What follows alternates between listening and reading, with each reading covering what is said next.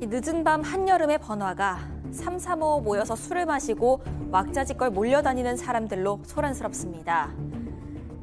이미 상당히 취한 듯한 젊은 연인도 보이는데요. 큰 길가 상점 앞에 쪼그리고 앉아서 잠이 든 모습입니다. 그리고 그런 그들에게 접근하는 한 남자. 이 남자친구를 흔들어 깨워서 뭐라고 말을 하자 이내 비틀거리면서 일어나고 이 낯선 남자는 여자친구와 둘만 남게 됩니다. 오늘 사건 연구소의 키워드는 연인에게 접근한 낯선 남자입니다.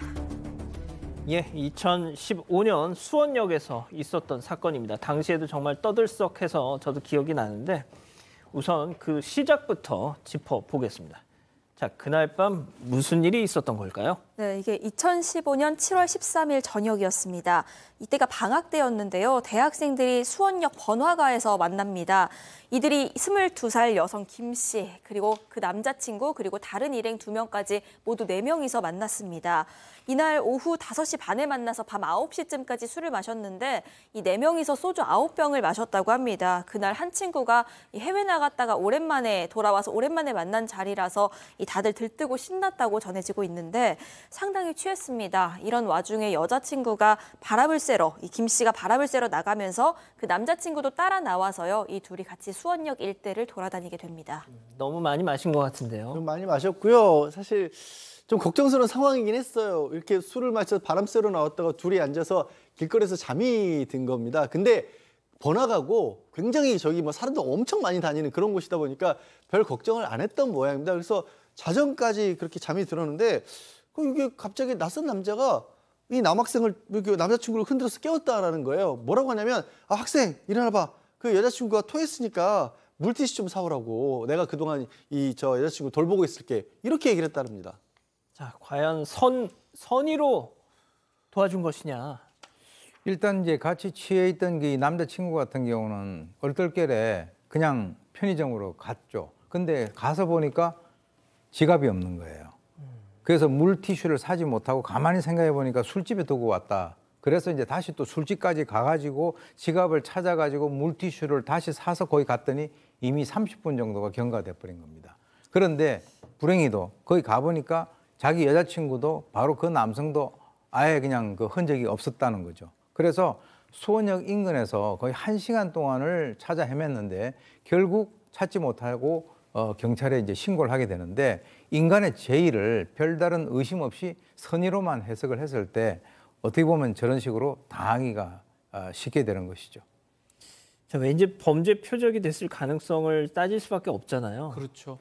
여자친구 만취 상태였습니다. 키가 150cm에 한 45kg 정도 되기 때문에 어떻게 뭔가 폭력을 행사한다 하더라도 납치를 한다 하더라도 저항을 할 수 없는 그런 상황이었고 경찰에 신고를 해서 CCTV를 통해서 좀 파악을 해보려고 했는데 용의자 특정을 위해서 수원역 상당히 번화한 곳입니다. 유동인구도 많고 사실은 또 CCTV가 정확하게 어떻게 보이는 CCTV는 찾지를 못했던 것 같아요. 결정적 장면을 찾을 수 있는 거는 또 각도가 잘 안 맞아서 포착을 못했다고 하고요. 그래서 경찰에서는 인근의 범위를 좀 넓혀서 CCTV를 쭉 살피기 시작했습니다. CCTV가 이제 잘 안 잡혔다면 이게 참 단서 잡기가 쉽지 않았을 것 같은데. 네, 그래서 인근 수색을 계속 이어나갔는데 그러다가 새벽 4시쯤에 인근의 한 건물 주차장에서 이 피해자의 지갑이 발견이 됐습니다. 그래서 그 건물의 CCTV를 살펴보니까요. 아까 전에 물티슈 사오라고 했던 바로 그 남성이 피해자를 차에서 이렇게 끌고 가는 그 모습이 찍혀 있었습니다. 그래서 그 건물을 뒤져보니까 그 건물의 3층 남자 화장실에서 이 피해자의 왼쪽 신발이 나왔고요. 또 손거울도 발견이 됐습니다. 또 인근의 배수로에서는 피해자 김 씨의 휴대전화까지 발견이 됩니다. 그러니까 동선을 다시 정리해보자면 이 남성이 김 씨를 납치해서 차로 이 건물로 데리고 왔고 주차장에서부터 3층 남자 화장실까지 끌고 갔다가 밖으로 나가서 피해자의 휴대전화를 버린 것으로 보이는 상황입니다. 자, 보통 이런 범죄를 저지를 때는 자기가 잘 아는 자기의 홈그라운드에서 벌이는 경우가 많잖아요. 네, 그렇습니다. 게다가 저 건물이 저녁 6시면은 아예 문을 닫는 1층 출입문을 닫는 건물이었다고 합니다. 그 다음부터는 지하 주차장으로만 드나들 수가 있었다라고 하고요.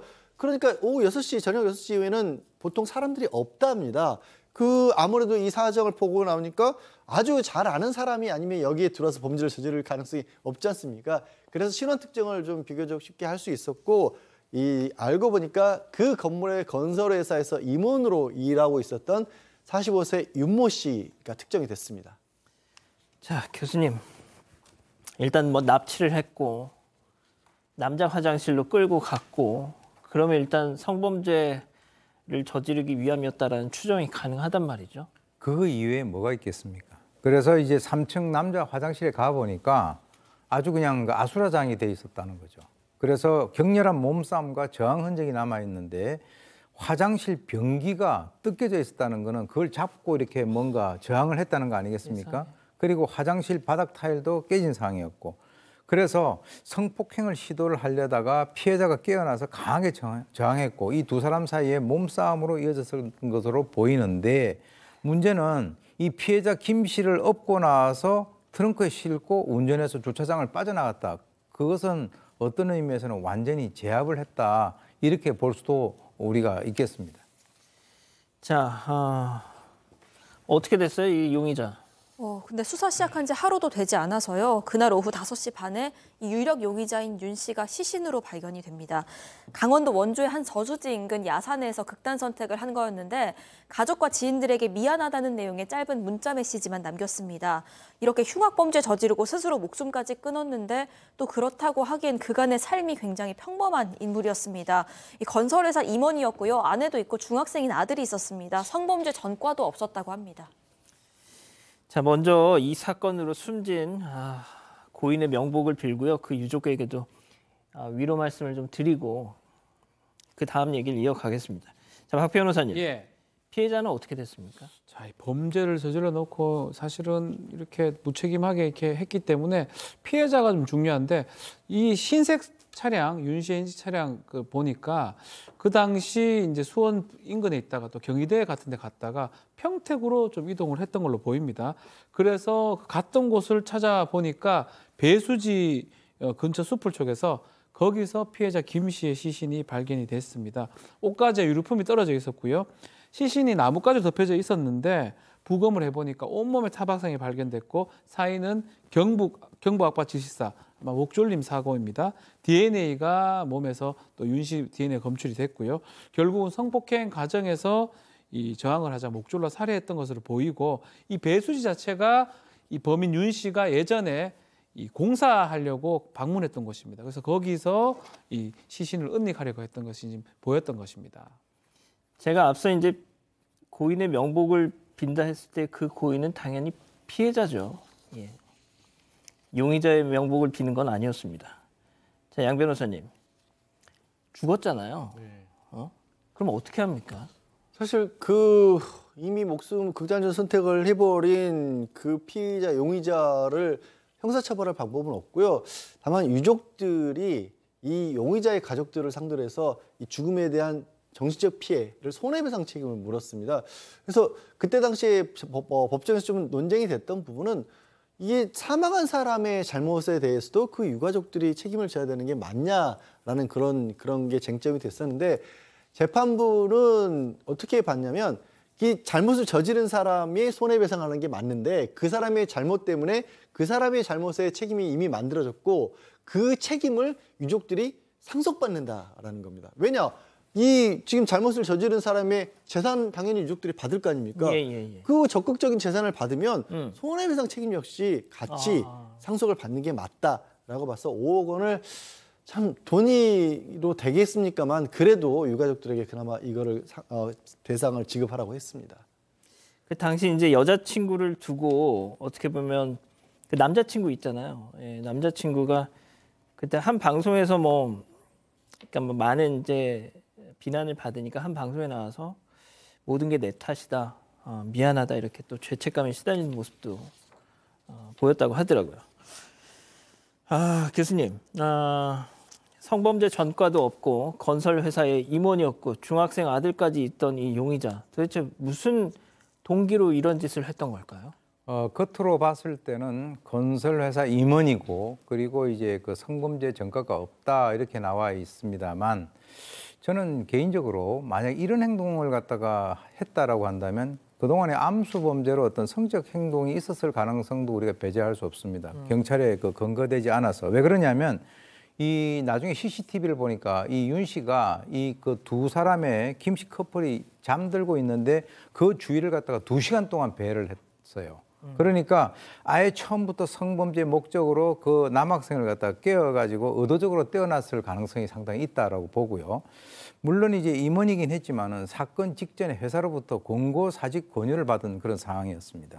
그러니까 나름대로 스트레스를 받은 것은 확실한데 이것이 뭐 억압된 분노가 이런 뭐 성욕으로 표출됐다 이렇게 단순하게 우리가 해석을 하기는 쉽지가 않고요.